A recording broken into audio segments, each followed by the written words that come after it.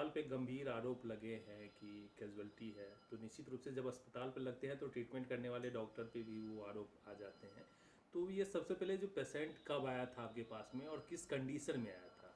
सबसे पहले तो मैं थोड़ा इंट्रोडक्शन देना चाहूँगी। मेरा नाम डॉक्टर इफ़त जमा है। मैं एज अ कंसल्टेंट गायनेकोलॉजिस्ट यहाँ पे रामशीला हेल्थ केयर हॉस्पिटल सकरी में काम कर रही हूँ। पेशेंट की अगर बात करें तो पेशेंट की पहली विज़िट हमारे पास जो थी वो 8 ऑफ दिसंबर की थी, जिसमें पेशेंट रेज्ड बीपी मतलब बीपी बढ़े हुए की कंप्लेन प्लस हाथ पैर में सूजन की कंप्लेन लेकर आई थी। उस टाइम में पेशेंट जो थी जेस्टेशन एज की अगर हम बात करें नियर टू 9 मंथ्स थी, जिसको हम 36 वीक्स कहते हैं। 36 वीक्स पे वो आई, हमने एंटी हाइपरटेंसिव्स मतलब पेशेंट को बीपी कम करने की दवाएं दी और उनको घर भेजा।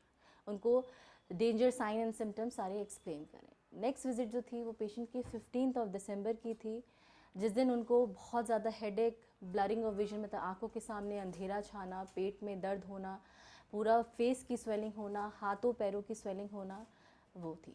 उस दिन हम पेशेंट को थोड़ी सी सांस लेने में भी दिक्कत थी। हमने पेशेंट को एडवाइस किया कि आप भर्ती हो जाइए, हम आपका मोड ऑफ़ ट्रीटमेंट स्टार्ट करेंगे। ट्रीटमेंट के दौरान देखेंगे कि क्या आगे फर्दर हम क्या कर सकते हैं। पेशेंट ने हमारे ट्रीटमेंट को डिनाई किया, वो घर चली गई। Next day morning 16 of December को अराउंड 8:30 या 8:47 को पेशेंट हमारे पास इमरजेंसी में आई। इमरजेंसी में जब वो आई उनकी कंप्लेन ये थी कि उनको सांस लेने में बहुत ज़्यादा दिक्कत है, इसको हम शॉर्टनेस ऑफ ब्रेथ कहते हैं। अगर हम सैचुरेशन की बात करें, जो ऑक्सीजन लेवल आपके और हमारे बदन में 95% 99% होना चाहिए, उनकी बॉडी का ऑक्सीजन लेवल 60% था। टेकिकार्डिया में पेशेंट थी, पेशेंट के पास बीपी नहीं था, बीपी एनआर मतलब नॉन रिकॉर्डेबल था।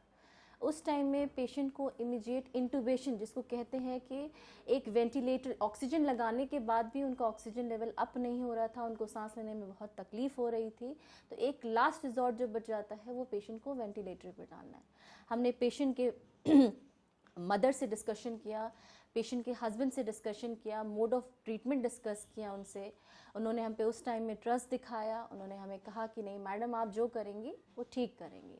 हमने इंटूबेशन की कंसेंट ली, हमने सिजेरियन की कंसेंट ली। अगर मैं उस टाइम की अगर डायग्नोसिस की बात करूं कि उस टाइम में जब इमरजेंसी में आई थी तो मैडम आपकी क्या डायग्नोसिस थी, अगर डायग्नोसिस की बात करें तो पेशेंट उस टाइम हमारे पास severe preeclampsia with peripartum cardiomyopathy with shock में थी हमारे पास पेशेंट। मतलब पेशेंट का हार्ट भी 20% ही काम कर रहा था, चेस्ट में पूरा पानी भरा हुआ था, पेट में पानी भरा हुआ था, हाथों पैरों में एक गंभीर तरीके की स्वेलिंग थी।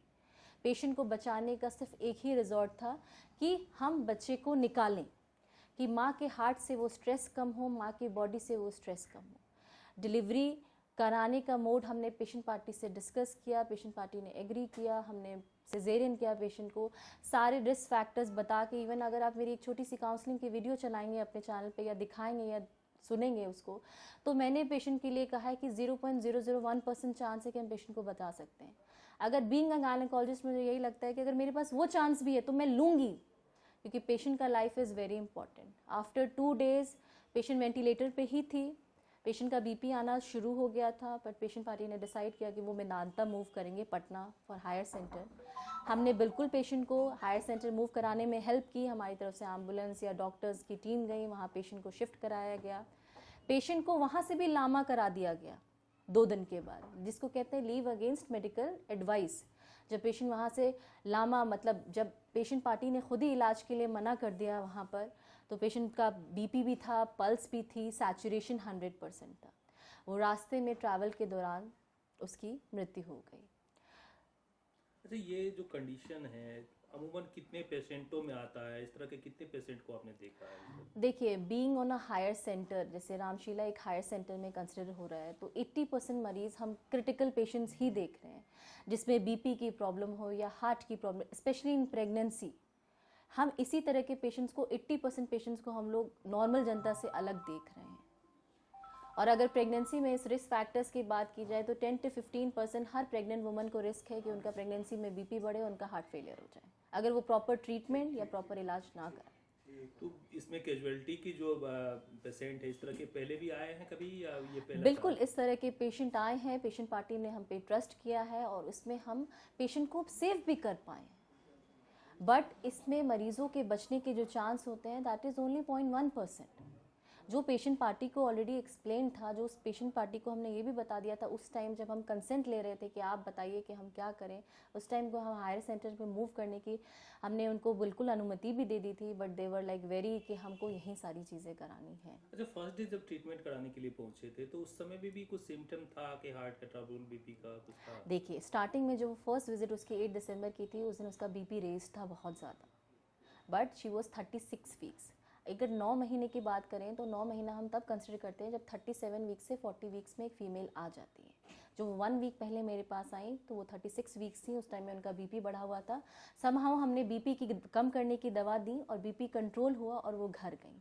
एक हफ्ते के बाद जब 9 मंथ में वो एंटर कर गई थी, 37 वीक्स पे हो गई थी, तब उनको ये ट्रबलसम प्रॉब्लम स्टार्ट हुई। एक दिन पहले भी वो मेरे पास आई हैं, जिस दिन मैंने उनको एडमिशन के लिए एडवाइस किया, रिक्वेस्ट की एक तरह के कि आप एडमिशन करा लें, बट उन्होंने एडमिशन नहीं कराया, एडमिशन रिफ्यूज़ कराया और अगले दिन वो एकदम हार्ट फेलियर में, किडनी फेलियर में, रेस्पिरेटरी फेलियर में मेरे पास पहुंची।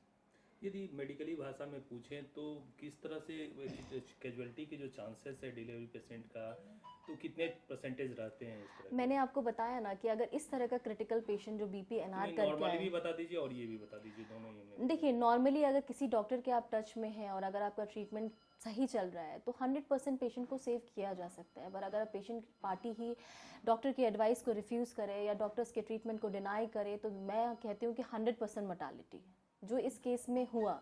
अगर शायद वो एडवाइस फॉलो कर लेते हैं एक दिन पहले की तो शायद पेशेंट को हम ज़्यादा अच्छे से बचा पाते हैं। पर जिस दिन वो मेरे पास लैंड की इतनी ख़राब सिचुएशन में, देयर वाज जस्ट 0.1% चांस कि हम बचा सकते थे उसको। तो कुल मिला के यदि बताएं कि नेग्लेंसी के कारण से उसकी डेथ हुई है तो ये यस, कहना सही अगर होगा? आप एक छोटा सा वीडियो देखिएगा तो पेशेंट पार्टी की मदर काउंसलिंग में मदर ने एक्सेप्ट भी किया है कि मैम शायद आपकी बात मान ली होती, हमसे गलती हो गई। अगर पेशेंट पार्टी ये चीज़ें कह रहा है तो शायद एक पेशेंट पार्टी के, देखिए एक फैमिली का बहुत इंपॉर्टेंट रोल होता है एक प्रेग्नेंट वुमन के ट्रीटमेंट में, एक मदर का, एक फादर का और एक हस्बैंड का। अगर वो ट्रीटमेंट नेग्लिजेंस करेंगे या पेशेंट को नहीं दिखाएंगे या ट्रीटमेंट से डिनाई कर देंगे तो ये कॉम्प्लिकेशंस होना बहुत कॉमन सी बातें हैं।